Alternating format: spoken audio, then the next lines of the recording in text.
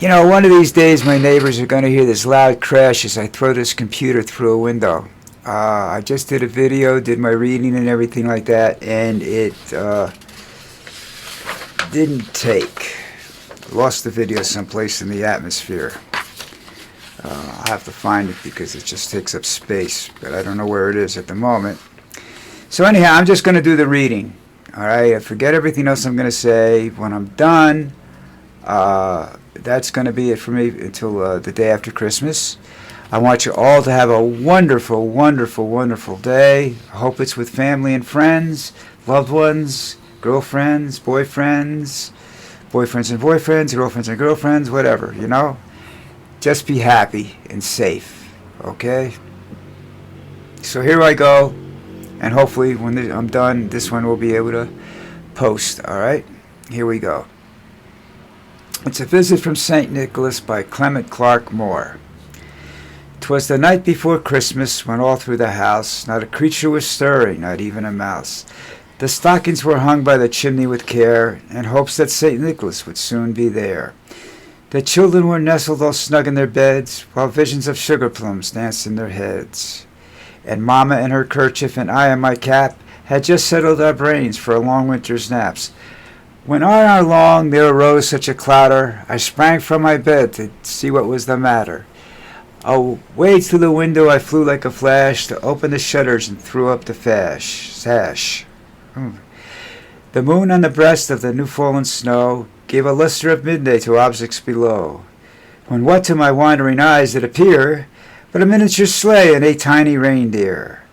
With a little old driver so lively and quick, I knew in a moment it must be St. Nick. More rapid than eagles his coursers they came, and he whistled and shouted and called them by name. Now Dancer, now Dasher, start all over. Now Dasher, now Dancer, now Prancer and Vixen, on Comet, on Cupid, on Donner and Blitzen, to the top of the porch, to the top of the wall, now dash away all. As the leaves that before the wild hurricane fly, when they meet with an obstacle mount to the skies, so up to the housetop of the coursers they flew, with a sleigh full of toys and St. Nicholas too. And then in a twinkling I heard on the roof the prancing and pawing of each little hoof. As I drew in my head and was turning around, down the chimney St. Nicholas came with a bound. He was dressed all in fur from his head to his foot, and his clothes were all tarnished with ashes and soot. A bundle of toys he had flung on his back, and he looked like a peddler just opening his pack. His eyes, how they twinkled, his dimples how merry, his cheeks were like roses, and his nose like a cherry. His droll little mouth was drawn up like a bow, and the beard on his chin was white as snow. The stump of his pipe he held tight in his teeth, and the smoke encircled his head like a wreath. He had broad face and a little round belly that shook when he laughed like a bowl full of jelly. He was chubby and plump and a right jolly old elf, and I laughed when I saw him in spite of myself. A wink of his eye and a twist of his head soon gave me to know I had nothing to dread.